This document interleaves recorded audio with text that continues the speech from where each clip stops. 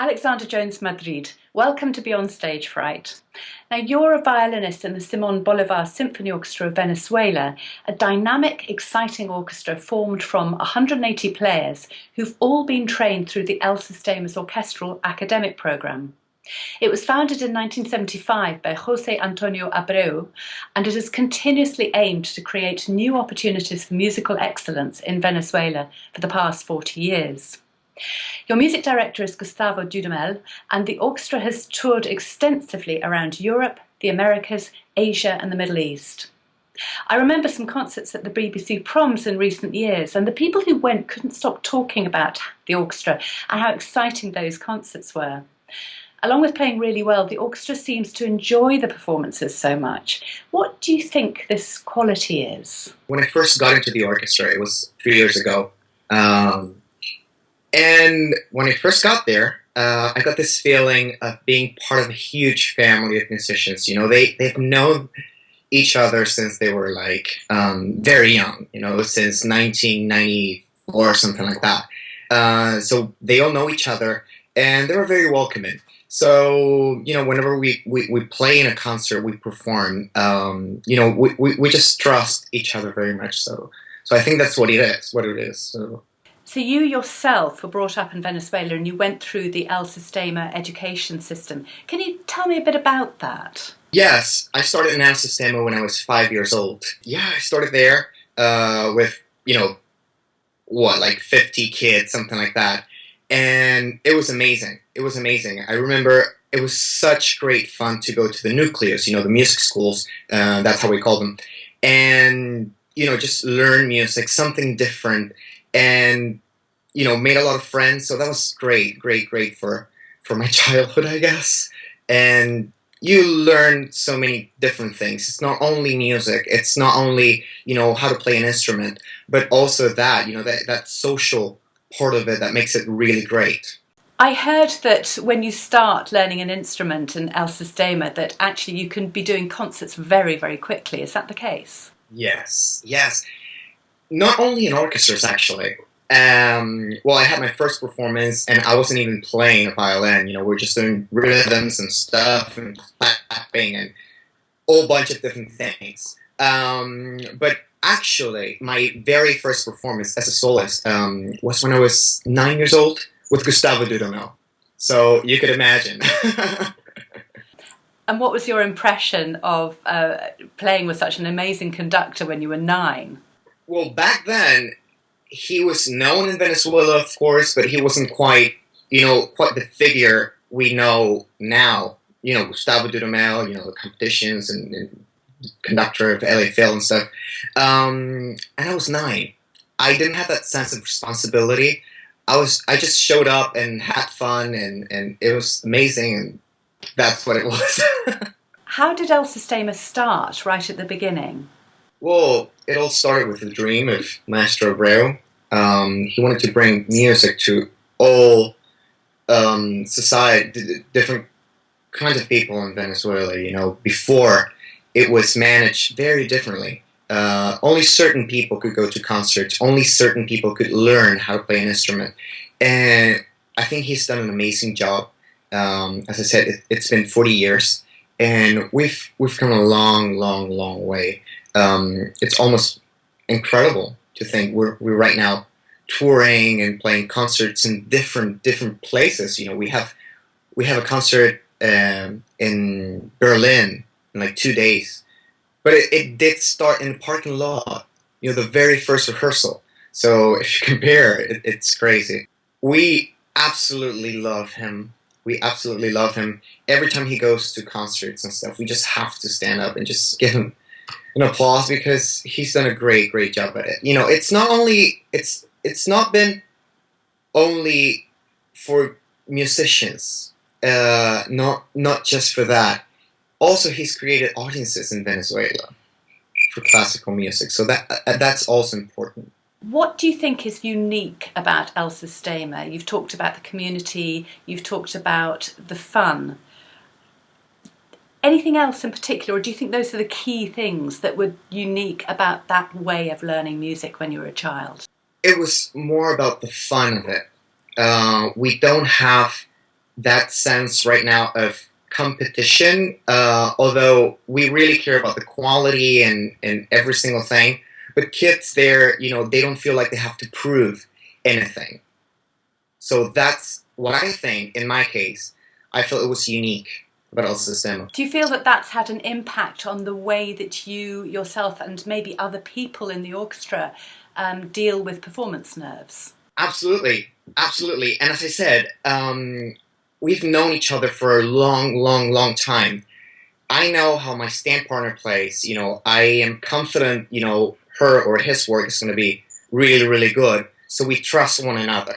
And that makes you feel, in this case, for orchestra performance, very, very, very secure. Does anybody in the orchestra have performance nerves? I am sure. We all do,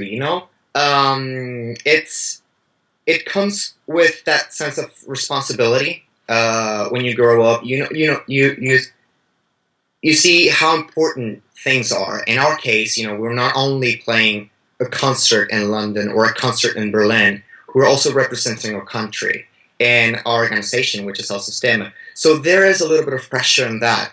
But I think we all try to manage it very, very, very well. And we just have fun. We have fun because we know this is what we prepared for such a long time. So, there's no room for that, of course. Because you're half American and half Venezuelan, so you've got this extraordinary mix of two cultures. How would you sum it up, the difference between performing in the States and the education and how that's all wrapped up, and the difference between performing and the education in Venezuela? Well, in the States, it's all about the competition. There's a great level of musicians there. They practice like crazy. They try to get every single thing perfect, and they're really good. And it works. It doesn't work for everyone, though. You have to go to competitions. You have to win. You have to, do all these different things. When I went to the U.S., but straight out of Venezuela, I had my first lesson with one of the very top violin teachers in the world. And she told me, well, you have to play this violin concerto by the end of the week in studio class. Studio class, we all play for each other and stuff. I got so nervous. It was the very first time I actually, I was like trembling, like shivering out of absolute fear. I couldn't even stand it. And after that, it turned into a thing. Every single time, performance after performance, studio class, whatever it was, I used to get more and more and more nervous. My teacher said, maybe do yoga, which I did, and it helped a lot. But then there's certain things you can't control.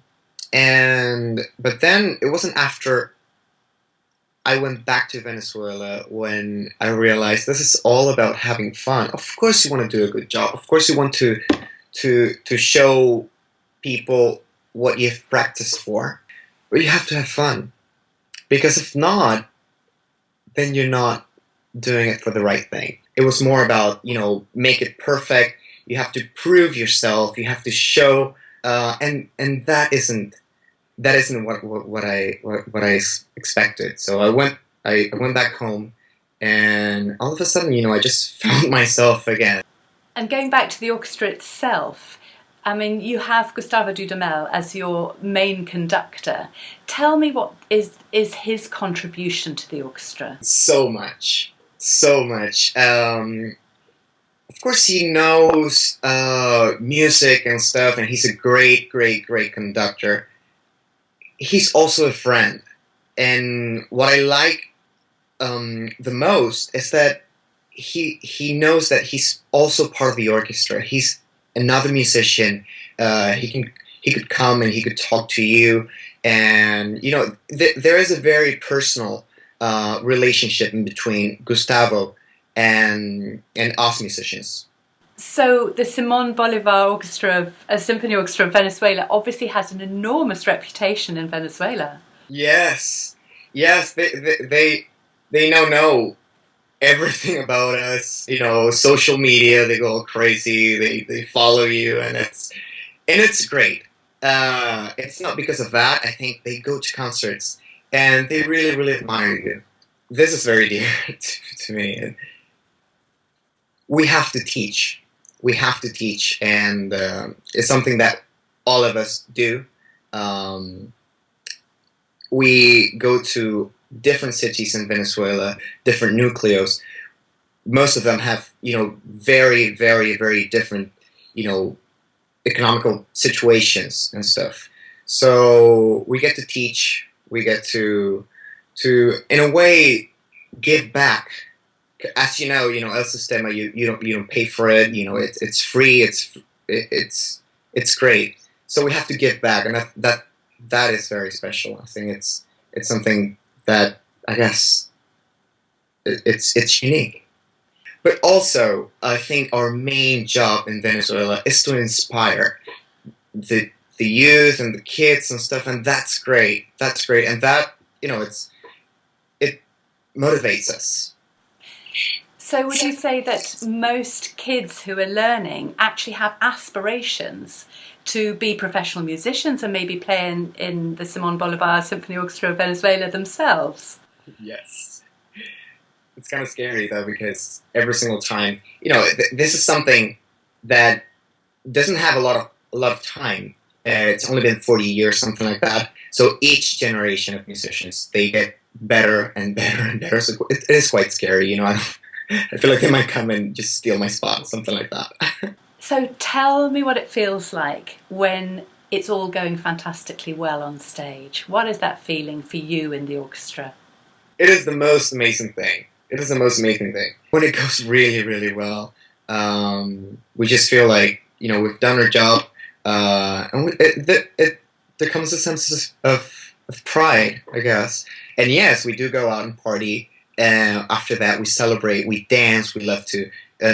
Personally, I like to eat a lot after a performance. Maybe going to a nice restaurant and stuff. So that is also very important. Exactly. You just feel like going out, just party, dance, whatever, but just celebrate. And you have to celebrate, I think, because it's part of your job as well. It's not only performing, I guess, but that is also part of it. When you do it well, you just have to celebrate. Alexander Jones-Madrid, thank you very much. I've really enjoyed talking with you. It was great. Thank you.